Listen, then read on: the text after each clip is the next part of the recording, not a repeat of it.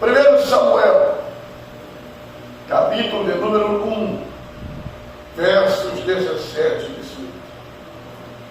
Sei que Deus está preparando pessoas aqui, porque a fábrica não falha. O reino é uma fábrica de homens e mulheres totalmente escangalhados, cheios de pecados, cheios de falhas, problemas emocionais, psicológicos.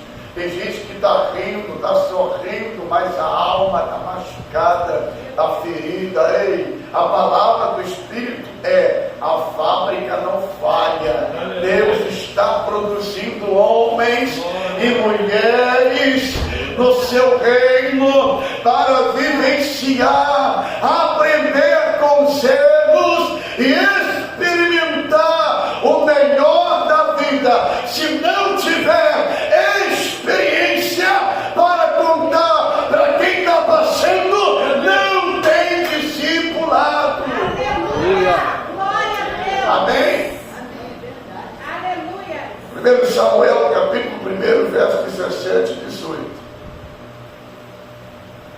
Então respondeu Eli e disse: vai em paz, e o Deus de Israel te conceda a tua petição que lhe pediste. 18. E disse ela: ache a tua serva graça em teus olhos. Assim a mulher se foi seu caminho e comeu, e o seu semblante já não era de tristeza. Amém? Eu quero trazer uma narrativa de ideais, inspiração e revelação da parte de Deus para a tua vida. Quando eu olho para esse texto, eu me apego a uma profecia onde o próprio Deus, na dispensação da inocência do Éden, o jardim de Deus, um cenário de beleza, de espetáculo, envolvendo reino vegetal, reino mineral, reino animal, e colocando ali o homem como a primazia da obra criativa, a coroa da criação, assim chamado biblicamente. E a Bíblia diz que Deus tinha prazer de, glória a Deus, conversar com o homem. Deus saía da sua morada para dialogar, se comunicar com o homem. Deus viu que não era bom o homem estar sozinho. Deus fazia todo o papel de psicólogo, o papel de professor, o papel de pai, o papel de amigo, saindo da sua morada para conversar com o homem, até que o pecado da desobediência estraga tudo no cenário, na imagem, semelhança e na comunhão. E são expulsos do jardim com uma sentença divina. Gênesis capítulo 3, verso 15. Deus, imagina Deus apontando seu dedo chateado, aborrecido, irado para a serpente e dizendo: tu rastejarás sobre o teu ventre e comerás o pó da terra, porém nascerá um de ventre materno, semente de mulher, tu causarás sofrimento em seu calcanhar, mas este, nascido de mulher, aleluia, esmagará tua cabeça com os pés. Aleluia. Dali por diante, nos anais da história, a gente começa a perceber que vai nascendo gente diferente, mas na condição de pecador. deles é Noé, Gênesis capítulo 6 até o capítulo de número 8. A Bíblia diz que Deus fica feliz, acha graça em Noé, um camarada nascido de mulher, sob a lei do pecado pela natureza humana, também era pecador, mas era um pecador consciente da sua culpa e de seu pecado, e que desejava o antídoto para o veneno na sua carne pecaminosa. Ele almejava a grandiosidade de Deus. Era um pecador, mas queria Deus. Era um pecador, mas não tirava os olhos dos céus. Era um pecador, mas tinha uma consciência de esperança, de uma nova comunicação. E o texto vai dizer que lá de cima Deus botou o olho dele. E eu tenho certeza que um decreto foi dito pela boca de Deus nas alturas: este moço é pecador, mas tem algo diferente nele. Ele é meu para fazer diferença no mundo indiferente. A possibilidade de revelar a santidade de Deus em meio a terra caótica e pecaminosa era eminente. Deus se apaixonou por Noé. Depois de Noé vem Abraão, Gênesis capítulo 12, verso 1. Deus diz: Abraão, sai da tua terra, da casa do teu pai, da tua parentela, e vá para uma terra em que eu te mostrarei, terra boa, que manda leite e mel. Abraão já tinha estabelecido residência, adquirido bens, propriedades, gado. Um camarada que debaixo da obediência divina prosperou numa área desértica. Fez brotar do chão a água, porque era especialista em cavar poço. Esses dois personagens tipificam demais a igreja. Porque quanto mais, pastor, cavamos buraco, orando, mais vai brotando gente aqui, gente ali, gente do outro lado. E se adulto não quiser, Deus usa as crianças com autoridade, com poder, levantando, adorando, orando, ministrando, profetizando. Quanto mais Abraão cavava buraco, a água brotava. E tu acha que alguém não se aproximava para dizer: mas tu está cavando um poço na esperança de que é deserto, o solo é ruim, mas quem vive debaixo da obediência não se importa com o que vem de fora, mas com o que vem do alto, para tempo da tua alma. Ele cavava poço porque acreditava que quanto mais se empenhasse, mais Deus honraria o seu nome na terra e faria a água do chão brotar. Vem Isaac, seu filho, faz a mesma coisa, imita o pai, prospera. Mas Isaac não tem as características de seu pai. Imitou o pai, cavando poços, prosperou. Os inimigos iam lá e tapavam o poço.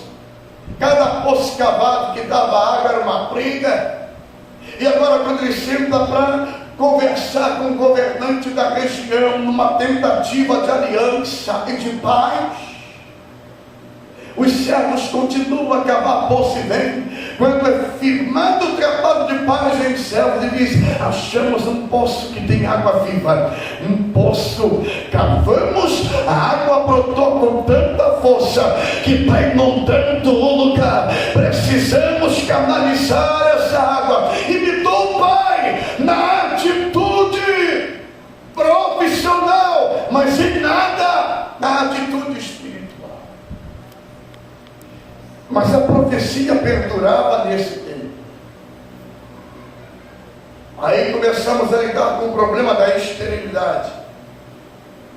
Isaac se casa com Rebeca, linda e maravilhosa, mas era estéril. Temia a Deus, mas era estéril no reino físico. Ela não podia dar a luz. E quantas vezes, pastor, Nós temos dentro da congregação irmãs com 2, 3, 4, 5 filhos, que são produtivas, férteis no reino físico, mas improdutivas e estéreis no reino espiritual. Talvez alguém não tenha filhos ainda na esfera física, mas está produzindo filhos espirituais, está discipulando, está orando, indo de lá e lá vocês têm um pastor missionário, e a ideia é que a igreja seja em conformidade com a sua liderança. Mas se eu perguntasse hoje aqui, tal como pergunto também na nossa congregação, eu perguntei esses dias para a igreja, no dia que foi todo mundo resolveu ir, eu disse: quem aqui deseja ser pastor, que levante a mão. 2 ou 3, eu disse: se eu começar a contar a narrativa ministerial, o procedimento bíblico, o comportamento, a ética, a conduta para com Deus, essas mãos que levantaram vão começar a baixar, porque ser pastor hoje na sociedade é mais uma oportunidade de exercer uma função sem precisar trabalhar. Entendeu a mensagem? Verdade. Nós passamos por uma rua que eu contei do lado esquerdo, 7 igrejas. Antigamente eu louvava a Deus pela abertura de igrejas. Hoje eu não louvo mais. Não desse jeito, pastor. Numa rua, 7 igrejas. Porque quanto mais vai abrindo, vai um tomando do outro. Eu acho que é bonito pescar no aquário do outro. É bonito ir no aquário do outro, visitar o aquário do outro, proibir de ir na igreja do outro. Então criou-se uma guerra e o mundo está de braço cruzado olhando, dizendo: para quê? Que eu vou ser crente para ser igual a ele.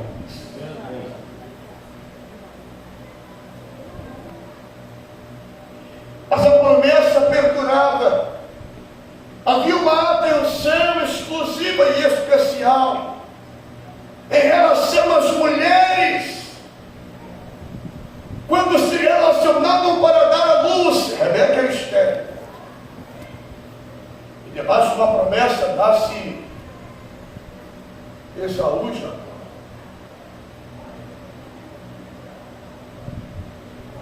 A gente vai vendo que Sara também era estéril. Isaac. E o que eu entendo, pastor, é que quanto mais Deus faz promessa para um, o outro continua na esterilidade. Quantas esposas estão aqui? Cadê os maridos que deveriam estar caminhando na presença do Senhor? Ou estão trabalhando, ou estão no mundo ainda. Mas você está debaixo de uma promessa e alguém na esterilidade. Mas um dia estará ao teu lado para a glória de Deus. Amém. Toda mulher tinha uma atenção quanto à promessa proferida pelo próprio Deus à serpente, no ato condenatório escrito por Moisés 1444 anos antes de Cristo. Relatos de Moisés. As mulheres passaram a dar uma atenção especial, uma exclusividade às palavras proferidas pelo próprio Deus. Nascerá do ventre de mulher. E agora nós temos um episódio bastante conhecido em nosso tempo, em nossa era, de Eucana e suas 2 mulheres, Penina e Ana. Havia uma cultura aqui que justifica o fato de Eucana se assenhorar de 2 mulheres, porque Deus nunca permitiu. Deus tolerou que a vontade do Senhor se divide em 2 etapas. A imperativa, Deus quer, vai lá e faz, não consulta ninguém. Gênesis capítulo 1 e 2, ele criou, acabou, não pediu ideia para ninguém, foi lá e fez. E a vontade imperativa, ele quer e faz, e acabou. Ninguém muda. Tanto que o sol brilha até hoje. Durante o dia, a lua e as estrelas o acompanham durante a noite. Lá em Gênesis 1,16, fez Senhor Deus 2 grandes luzeiros, maior para governar o dia, menor para governar a noite, fez também as estrelas. É uma ordem imutável, porque a sua vontade imperativa, Deus quer, Deus faz. A permissiva significa que Deus está vendo, não aceita, não concorda, não permite, mas por amor Ele tolera. E Eucânia foi lá, estudioso justiceiro, que Ana fora a sua primeira mulher, porém, por ser estéril, Eucânia viveu uma vida preocupado com a sua posteridade. Era desonroso para um homem não produzir filhos. Desonroso para o homem. Mais à frente vamos ver a cultura judaica a mesma forma. Mas a Bíblia diz que ele a amava. Amava muito mais do que Penina. Os estudiosos se baseiam nesta preferência por Ana. Talvez a primeira esposa, a mais amada, a mais bajulada. Você vai acompanhar o texto e vai ver que ele dava dotes para Penina, para os filhos de Penina, mas para Ana ele dava com excelência, dava mais, de mais valor, porém ele não a entendia. Por isso ele se casa também com Penina, a sua segunda esposa, e esta lhe dá filhos. Então ela começa, acho que alguém recebeu alguma coisa para começar a olhar, atravessar de cima. Era a segunda, mas deu o primeiro filho, está olhando para Ana por cima. Quantos que recebem alguma coisinha, lembra, pastor? Eu orei por uma pessoa que levou uma bolsa preta desse tamanho, um embrulho, parecia uma caixa de presente, e disse assim: pastor, ora. Colocou na minha mão. Quando eu levantei para orar, o Senhor disse assim: tu não vai orar, mas vai dizer para ela assim: esta calça aqui está há anos engavetada, eu estou assinando e carimbando, deferido, e o dinheiro que está retido vai sair. Em poucos dias teu advogado vai te ligar e vai lhe dizer: ganhamos de uma causa que já era considerada perdida. Ela devolvi para ela, olhou para mim, sorriu e disse: pastor, eu na verdade não acreditava que Deus falava assim, mas hoje vejo que Deus fala, e eu vou para casa confiante. Ela foi, ela subiu da igreja. Basta receber uma bênção e sobe. Hoje é um culto de quê? É a noite de quê? Então tem gente que está recebendo a bênção e está desaparecendo da ótica pastoral. Os obreiros não conseguem mais visualizar, ninguém acha, deve estar dentro de algum lugar escondido.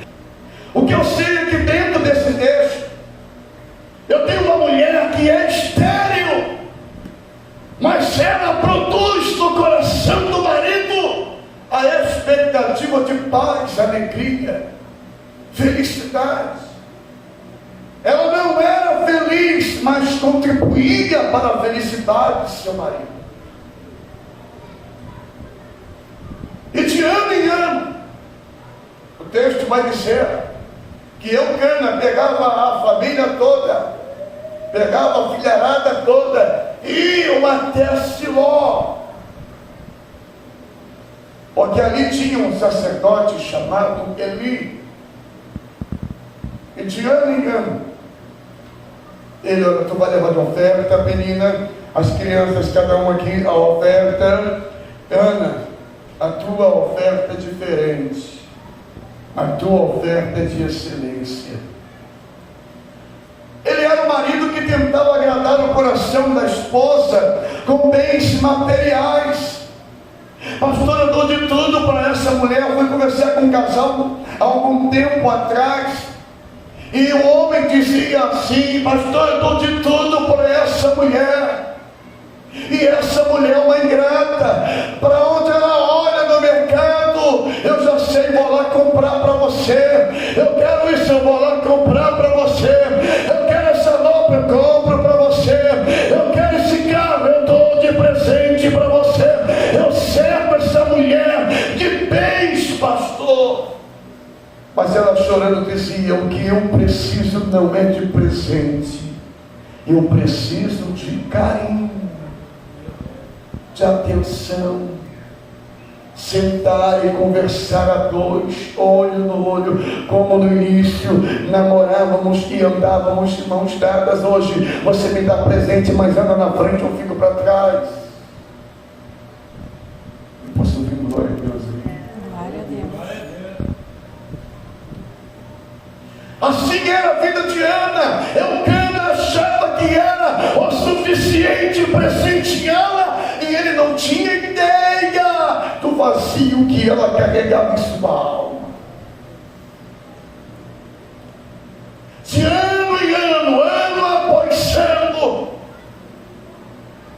adorando a Deus, orando a Deus, carregando uma mágoa por não ser produtífera, mas tentava fazer seu marido sorrir, tentava trazer alegria ao seu coração, até que num belo dia ela vai para Siló, e de repente está lá um sacerdote totalmente extraviado da vontade divina, porque Ofni e Finéias, seus filhos, exerciam de má conduta no santuário do Deus Altíssimo, estavam sobrecarregando maldição sobre a sua vida, e o seu pai não tinha punho, não tinha força, não tinha vigor, porque o homem que se ausenta de ouvir a voz de Deus, ele se acostuma a sentar numa cadeira até quebrar o pescoço caindo dela. O homem que deveria apoiá-la está julgando. E ela chega em Siló.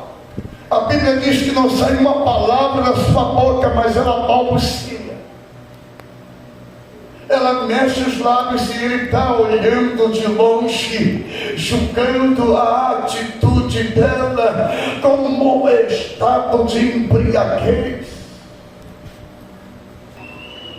Ela estava tão amargurada de espírito, ela estava tão deprimida, que ela chega ao lugar de consagração de uma forma diferente aos anos anteriores. E eu tenho uma prova científica, histórica, bíblica, que a oração, por mais fraco que você esteja, ela muda história, muda cenário, levanta reis, tira reis do poder, manda um quadro, faz a estéreo ser alegre, mãe de filho. Aleluia. A oração. Aleluia. A sua subida dessa vez foi diferente de todos os anos anteriores. É bem verdade que ela estava mais machucada, mais ferida. A sua rival jogava na cara: você é estéril, você não tem filhos. Olha para mim, eu tenho descendência da Eucana, você não tem ninguém. Mas Ana lembrou-se de uma promessa dita pela boca do próprio Deus: nascerá um semente de mulher. Talvez Ana tenha dito: Senhor, Senhor, se tu me deres um filho, porque a oração do aflito e necessitado Deus ouve, amém? Senhor, eu estou machucada, estou ferida, eu não tenho forças mais em mim para orar, para ler a Bíblia, para caminhar. Pastor Arildo tem pedido ajuda, eu não consigo botar a mão no bolso para ajudar, eu não consigo estender a mão para adorar, o culto está caindo fogo, eu estou como pedra de gelo no meio da congregação, eu não sei mais o que fazer, eu não tenho força para levar o departamento adiante, então eu estou assim desse jeito. Ana dizendo: Senhor, se tu me deres um filho, não será meu, mas teu, será teu aos teus cuidados, ensinado nos teus caminhos. Quando eu tiver essa bênção, eu vou levar de volta para o Senhor, junto com 3 bezerros, eu vou sacrificar e entregar meu filho em tuas mãos. Glória a Deus. Uma mulher que não podia dar à luz está fazendo um voto com Deus: se o Senhor me der, eu te devolvo. E a Bíblia diz que nasce Samuel, mas antes disso, ela sai de Siló. E os sacerdotes, sem entender, Ana poderia ser agressiva na sua palavra, porque ele foi ofensivo para com a vida dela e acusador.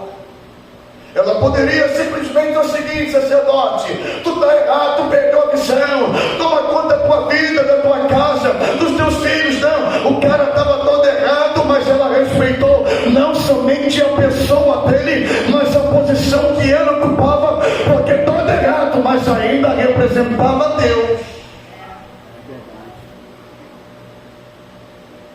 Nós precisamos nos posicionar. Ana respeitou os sacerdotes, conhecendo o histórico de vida familiar dele. Não cobra dos filhos, quer cobrar de mim. Ela poderia dizer isso. Quem nunca teve vontade de largar uma dessa para uma outra pessoa? Meu conselho é: respira fundo. O pastor Arildo bebe água, enche a boca de água. O meu é: pensa, respira e analisa muito bem se você pode ou não falar. Porque se você fere, você também é filho. Ana sai dali, a Bíblia diz que o seu semblante não era mais de tristeza.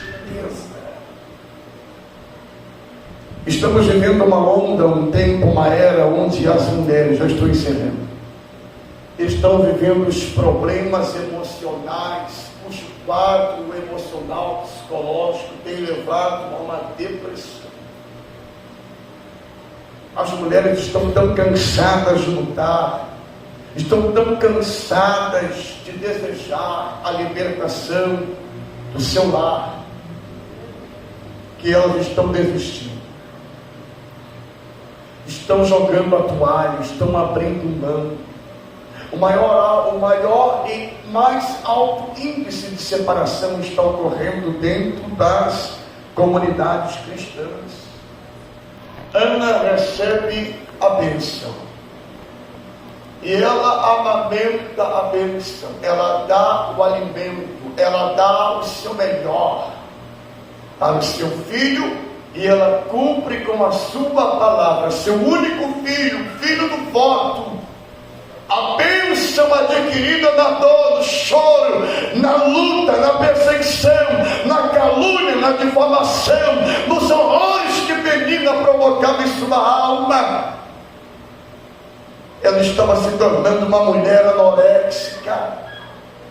Esse padrão de beleza que a sociedade incute na mente das meninas: tudo que você come, bota o dedo na goela, vomita, porque o padrão de beleza é esquelético, é anoréxico, e nós estamos vivendo, gente, esse tempo de anorexia dentro da igreja, porque crente que deixa de orar emagrece espiritualmente, crente que deixa de ler a Bíblia está mal alimentado. E o Salmo 1, verso 2 diz: antes tem o seu prazer na sua lei medita de dia e de noite. Verso 3: pois serás como árvore plantada junto a ribeiros de água, a qual dá o seu fruto na estação própria, as folhas não caem, não murcham, e tudo quanto fizer prosperará. Aleluia. A promessa para quem lê a Bíblia e há promessa para quem vive uma vida de oração.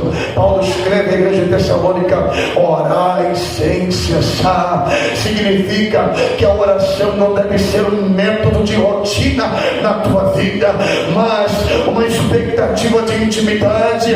Antigamente eu, pastor Adriano, na minha juventude, agora estou velhinho, 44 anos de idade, mas 25 anos atrás, eu dobrava o joelho junto com as irmãzinhas do toque, e eram 4 horas de joelho orando a Deus.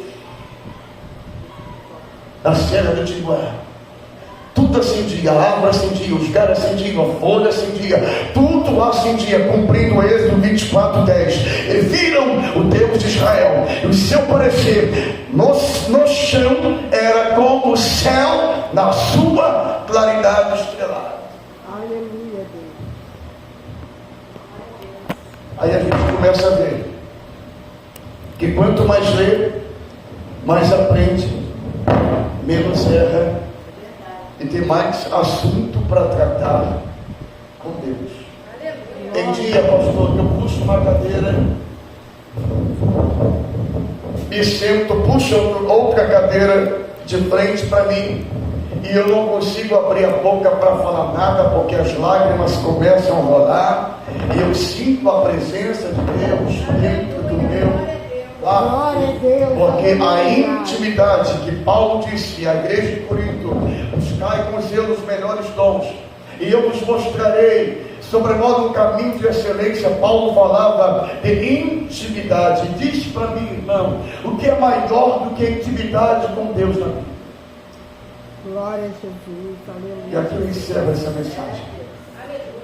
Obrigada, Deus. Pensando que Ana voltou para casa, agora a bênção está nos seus braços, e ela cumpriu o seu voto, e o menino nasceu, e ainda pequeno, desmamado, é dado ao sacerdote Eli, que não cuidava bem da casa, mas cuidou bem de Samuel. Seus filhos não lhe obedeciam, mas Samuel lhe obedecia. E ele começa a ver no seu tempo, na sua casa, que alguém está fazendo a diferença até então. Alguém está fazendo a diferença até então. E o texto vai dizer que Ana entrega seu filho ao sacerdote Eli, e ali ele é preparado, e ali Deus o chama por 3 vezes.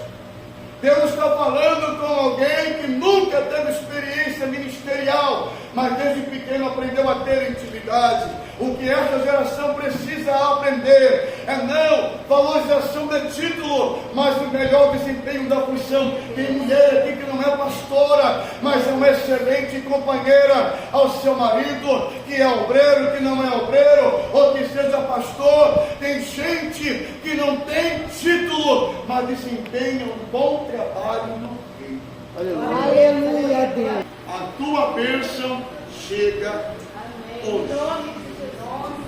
Ela voltou para casa com a certeza de que sua oração foi atendida e ouvida.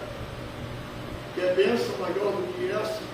Porque tem algo subindo da terra direto para o meu coração, e eu preciso parar para dar atenção e dispensar sobre este e sobre esta a vitória que vieram buscar. Entraram 7h30 no tempo de um jeito, e no final da reunião estão saindo de outro. E antes desse ano findar, você vai procurar o teu pastor e vai dizer: pastor, eu voltei para casa com a minha vitória, com a minha bênção. O meu marido que bebia, enchia a cara de barraca em barraca, chegou para mim e disse: cansei de ser bêbado, eu vejo você caminhando, orando, eu quero caminhar ao teu lado e ser um marido de verdade. Aleluia. Amém? Deus abençoe a vida da igreja. Nesta noite, neste lugar, Deus abençoe a vida do pastor Arilton, por esta oportunidade a nós concedida de ministrar a sua palavra em nome de Jesus. Amém?